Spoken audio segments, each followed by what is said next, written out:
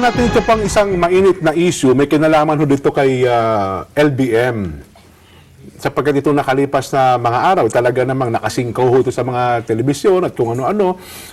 Gumawa ho ito ng mga drama dyan ho sa Ross Boulevard nung siya ay huhulihin na. Ito ba yung sinasabi mo dyan, yung dating kaanib sa iglesia na natiwalag? Opo. Dahil sa paglaban. Yung gumawa ng eksena. Gumawa ng chismis, gumawa ng kung ano-ano. Alam mo, kaya lang uminit naman yung issue na yan dahil pinaiinit lang eh. May taga-init lang yan eh. Iba yung talagang mainit kaysa sinadyang pinainit lang. Halatang halata naman kasi dyan na pinipilit nila na may kinalaman yung INC doon sa kanyang pagkaka-aresto. Kung susumahin mo lahat at kung mag-a-analyze lang, simple lang ito dyan eh.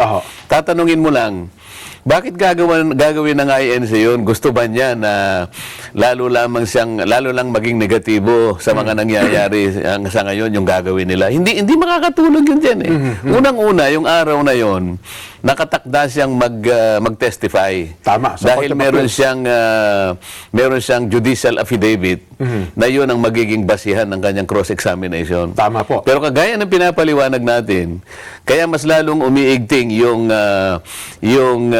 kadahilanan na sila yung gumawa nun kasi yung kanyang judicial affidavit, halos napugnaw lahat yun.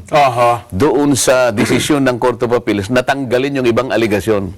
Sabi ko nga sa iyo, sa 106 allegation, subject matter of the omnibus motion filed by the INC lawyer, 70 doon ang ginrant. Sa mga pwede, kahit natitingnan mo yung bahay na gegewang-gewa, pagkatas tinanggal mo pa yung napakaraming mga biga nun. Kukulapso na lang, kukulapso na yun. Ngayon, sabi nila siguro, teka muna. Kung itutuloy natin dyan, kukulapso na tayo dyan. Wala na yung wala na yung mga saligan natin eh. Wala na yung mga pillars natin eh. Kaya nila sinadyang ganoon. Pagkatapos, bakit hindi mo ba isipin na sinadya kung talagang inaresto siya na walang kinalaman yung kanilang pagdadrama, bakit nakasunod yung ABS-CBN? Yung kanilang mobile, ba't nandun? Kung totoo yung paratang ng isang dyaryo na naggagaling-galingan dyan, na ang Iglesia ni Cristo may kagagawa nun, dapat sana yung mobile o yung anong tawag doon, yung ban ng INC, ang nakatutok. Baka tayong dalawa kasama ron. Kasi alam natin eh. Tayo palang nagpanukala, ba't tayo ang wala? Bakit yung ABS-CBN, bigla na lang bumulaga doon? Pangalawa, isang araw bago yung pag-aaresto na yon, merong interview. Na-interview po siya, Di ba? Alam niya, sabi pa niya baka bukas nito, aarestuhin nila ako eh. Alam niya pagkatapos sasabihin niya, wala raw siyang alam. Imposible din. Hindi po pwedeng pwede mong lituhin o kaya pwede mong bentahan ang mga karaniwang mamamayan natin. Napakatalino na yan. Nag-a-analyze din yung mga yan dyan. Ang iminamatwid nila kasi doon sa araw na yun, nakita nyo na niya, ayaw akong paharapin sa CA kasi damaging itong aking mga sasabihin. Kaya daw po siya pinipigilan na humarap doon sa yung pinamamarali niya, damaging. Wala na nga yung damaging, natanggal na eh. Yung mga damaging na pinagsasabi niya, masigit doon sa kanyang mga sinabi na ginrant na dininay ng Court of Appeals, mas marami yung nawala. Yun ang pinipilit natin. Walang iniwan sa isang taong nagdadala ng isang produkto. Ibebenta niya sa publiko. Nung tingnan ng FDA, ano ito sinasabi mong mga vitamina? Ano ba itong mga nutrients na to? Wala ito. Ang natira, kukunti, bibilin pa ba yun? Sabi niya, teka muna. Ang dami mong kiniklaim. Ang dami mong kiniklaim. Tinatanggal namin ito kasi walang scientific basis ito. Ganito, ganyan. Kasi, ang sabi ng Court of Appeals, conjecture. Ibig sabihin, hula-hula. Speculation. Yung iba, hearsay. Di ba? Iba, opinion. Pinagtatanggal lahat. So, parang walang iniwan sa isang produktong ipinipresenta mo sa publiko para bilhin. Nung makita talaga sa ilalim ng pagsisiyasat, wala ito. Ang natira, ito pala magbibigay ng tinga. Di ba? Siguro ko, pinakamabuti. Bakit pa siya magpapa-cross-examine? Sabi ko nga sa iyo, Jen, hindi na nga tayo sumama doon sa cross-examination. Ibinigay na natin doon sa iba. Kung tayong dalawa pa magko-cross-examine doon, Jen. Wala sigurong matitira doon sa kanyang judicial affidavit na yun. So, tinatanong mo kanina na mainit na issue, hindi, pinaiinit lang. Ayun. May Meron mga tao nagpapainit. talagang gustong painitin itong usaping ito. Standby lang kay Atty. Tangkil. Apo. Makapaghihintay naman yan. Saglit lang, ha? Sige. Okay Meron ba tayong kakausapin mamaya? Meron daw ho. Natataranta itong ating mga kasama, ano ha? Bakit? Hindi ko po alam. Gwapong-gwapo ato kay Atty. Tranquil Salvador, ano ha? Ang isa pong tagapagturo ng batas kong, magtanong tayo sa kanya, ano ha? Parang kilala ko yan dyan eh. Ay, nako. Ito, sabi nga, kawig na kawig ko na po ito eh. Ganun ba? Napagkakamalo kami magkapatid dito eh. Atty. Tranquil Salvador, Atty. Good morning po. Ako po si Jen, kasama po si Kong Dante. Kamusta na po kayo? Good morning po, Jed. Good morning, Kong Dante. Magandang umaga po. Morning po. Kamusta na kayo, kuya ko? Ayos naman po. kami yung nakapagtatanong, pag-uusapan namin itong usapin kay Ginoong Minorca. Kayo po, siguro, gamitin ko rin yung tanong ng isang broadcaster. Kayo ba yung miyembro ng Iglesia ni Cristo? Ay, hindi po. Hindi po. Kasi baka, di ba, Baka mapagkamalan na naman tayo. mapagkamalan tayo ng yatan natin, mga miyembro ng Iglesia ni Cristo. Kayo po hindi ka-anib sa Iglesia ni Cristo, Atty. Hindi po. Maliwanag po yun. Ang gusto ko naming malaman, kayo po bilang isang tagapagturo ng batas at sa inyo pong pag-obserba, sa nangyari dito, pagkakahuli kay Ginoong Minorca, sino ba talaga ang tunay na nakinabang sa pagkakahuli at pagkakaaresto kay Ginoong Minorca? Ganito po yun, no? Okay, kung mapapaliwanag ko. Ang taong aresto ay dapat may harapin sa batas. Ito sabihin ito, may mga kasong na isang pa sa kanya. Ito po ay ipagpapatupad lamang ng isang information na na-file na sa husgado. Opo. For that reason, kailangan po harapin yun.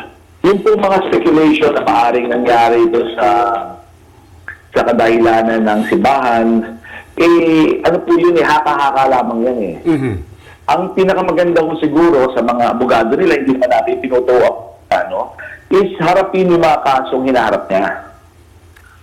Rather na ikutin natin at sabihin natin na ito mga taong may dahilan, ito yung mga motibo kung bakit ginagawa ito. Pinakamaganda ko, iharapan ang bawat kaso na ito at tingnan at pawalang bisa po ito.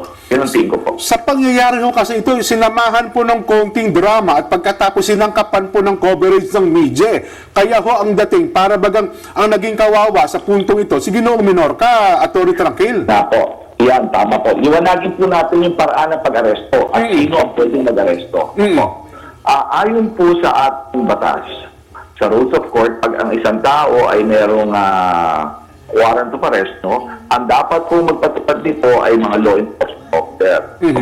Ayun po, pag ang tao ay na-aresto, siya po ay dadalhin sa pinakamalapit police station. Yan po ang sinasabi ng batas. Palagay ko po, maraming nagsasabi, bakit hindi sila naka-uniforme? Yan po, mga sabihin nila, bakit hindi sila naka-uniforme? Opo. Ang usapin po ito ay hindi problema nung nagdidemanda. Ito po ay concern ng law enforcement officer. Kasi po, bakit po? Maaaring naka-undercover po yan kaya hindi naka-uniforme.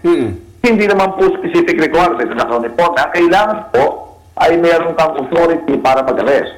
In fact nga po, ang ating rules of court ay nag-aalaw ng arrest o kunyari po ito'y warrant kasi ito, na-allow po na mag-arresto ang ordinaryong citizen. Civilian If arrest. the crime was committed while the crime is Citizen's arrest na po. Opo. Kong Dante? Salamat sa pagpapaliwanag mo, kumpanyero. Kasi kaya ka namin tinatanong sapagkat akala nung iba, ang magpapaliwanag puro members ng INC. Yun daw humuli ay isa sa members ng INC. Attorney, kung sakaling totoo na isa sa mga humuli ay membro ng INC, nai-invalidate ba yung prosesong isinerve nila sapagkat miyembro sila ng INC? Ay hindi po. Nagkataon lamang na naaring sila merong religious affiliation, Pero ang ginagawa na ay pagpapatupad lamang ng batas. Kung sakasakali ito, hindi po natin alam yan, Kasi hindi lang naman po, alam niyo naman, ang Pilipino, iba't iba ang naniniwalang relihiyon yan, Opo, iba-ibang pinaniniwalaan yan. Nagkataon lang siguro na kung totoo man yan, na ang nagpapatupad ay kasama ng simbahan. So, po hindi nangangahulugan na ikaw ay kasama ng simbahan, yung proseso ng pag-aresto ay invalid. Balik na rin po natin ang konti ang usapan. Let us say ang inaaresto ay isang Katoliko o ibang denomination o ibang religious belief, ano po, hindi nangangahulugang na aresto rin siya ng isang Katoliko o katulad ng kaanib nila ay nawawalan sa isayang Ang isa pang minamatuwid nila, attorney, yung daw pangalan, imbes na Lowell Minorca II, nagkaroon yata ng typographical error, naging Lowell Minorca III. Yun ba, attorney, napakalaking bagay para ma-invalidate yung proseso? Ang ganito po yan, paliwanag po ano, yung for purposes of arrest, ang minimum requirement po is identifiable kung sino yung akusado. Kung sa tingin po, ito, bibigyan natin ng kabuang paliwanag, kung sa tingin ng kanyang mga abogado, if the person arrested is not the person himself, ibig sabihin ibang tao, it is their duty to contest the arrest. Pero hindi po nangangahulugan habang ina-arrest ay hindi po pwede kasi iba yan eh. For as long as the person is properly identifiable, it is the duty of the law enforcement officer to implement the warrant of arrest. Kung sa tingin po ng mga tumutulong, ng mga abogado sa paligid ng isang inaaresto na may problema ito, it is the duty to immediately take action. Contest mo sa husgado, sabihin mo, you lift the warrant of arrest because that is not the person identified in the warrant. Ganun po yun. Attorney, isa pang kinakatwiran nila. Ito namang Opo. kanyang inaasunto sa akin libel lang naman ito. Hindi naman ako mamamatay tao. Hindi naman ako rapist. Hindi naman ako nakagawa ng isang malaking paglabag. Bakit naman pang pag-aresto sa akin kanilang ganun masyado naman kanyang mabalasik. Ano naman ang masasabi mo riyan, attorney? Ganito po yan. Aliwanagin po natin. Kahit po sinong tao, kahit malaki o maliit na tao, o kahit sino pa po, pag ikaw ay may warrant of arrest, kahit po anong charge yun, sabi kailangan po implement po yun. Hindi po yan dahil sa, let's say, hindi naman ito kidnapping, hindi po ito rape. Magugulat po kayo if po, sabihin natin, meron pong mga kaso, ako po may mga hinahawakan na estafa po ito. Na yung mga tao aming pinoprosecute ay ina-arresto rin. So hindi po natin pwedeng ang isang kaso ay maliitin. Dahil po sa mata ng batas, ang bawat kaso ay dapat harapin at dapat mong i-defend ang sarili mo kung sa tingin mo hindi mo ginawa. Yun dyan, palagay ko naman, maliwanag na sa ating mga tagapanood at taga-subaybay, yung mga pananalita yun, galing sa isang abogado na hindi naman kaanib sa Iglesia ni Cristo. At ang nagtuturo ho ng batas. Idagdag ko lang kung yung isang bagay na sinasabi niya, hindi, election gun ban ngayon. Dapat anya, mga pulis na may dalang baril, ay fully uniform. Bakit ito anyang humuli kay Minorca, kay Boyet, Minorca, ay may dalang baril tapos hindi naka-uniforme. Nagpapatupad niya ng gun ban ang COMELEC sa panahong ito, Atty. Tranquil. Ito po, no, medyo, ito po, this is subject to interpretation. Ano po. Kasi siyempre, ang babalikan po nila is yung COMELEC resolution. Kasi po yung resolution na sinasabi, meron pa nga legal yan ng law enforcement officer ang kakandak ng search pag sa mga checkpoint. At dapat ay naka-formado po ito. Ang tingin ko po kasi hindi po ito nangangahulugan na yung kabuuan ng proseso ng law enforcement ay pasok doon sa COMELEC ban. Kasi po yan, siyempre marami pong kaparaanan kung paano ka mag-arrest. Siyempre pag mag-arresto ka, hindi mo naman sasabihin na arrestuhin kita, baka mamaya po. Kasi yung mismong batas, ito po, liliwanagin natin, mismong batas sa Rules of Court, nakalagay po yan sa Rule 113. Hindi naman mukha po kailangang sabihin, ipakita ang yung warrant of arrest. All you need to say is, I have a warrant of arrest for you against you. Ganun po yun, hindi mo kailangan pakita maliban lamang kung hiningi nung kung ina-arrest mo. Tingin nga kung may warrant of arrest ka, ayun, ipakikita mo sa kanya ngayon. Ganun po yun. Ngayon, yung pong warrant of arrest rin yan, ay hindi mo rin kailangan pakita kung yung tao would naturally flee. Ibig sabihin ay maaaring tumakas, na maaari siyang mag-escape. So hindi mo pwede siya tatakbo na, huy, ito warrant.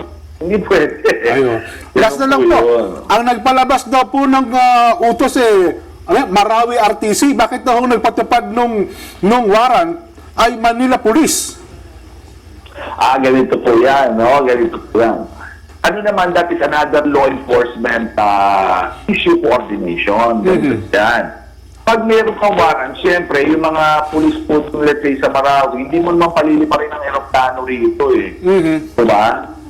Post na naman yan kung sino man na-arrestan mo. Ang mangyayari po yan sa law enforcement, the local enforcement, may coordination, kung saan nila suspecta, nandun yung tao. Padadala nila ngayon yung warrant, officially. Ngayon po, pag napadala ni warrant, trabaho na po yan ng kapulisan dun sa lugar na doon naniniwala, maaaring nagtatago o namimirme yung tao na dapat arestuhin. Ayun. Mayroon pa kayong dagdag. Okay na po. Atty. Tranquil, maraming salamat. Magandang umaga po sa inyo. Opo, Jen, sa akong Dante, magandang umaga po sa inyo. Kaibigan, magbabalik pa po ang Saganang Mamamayan.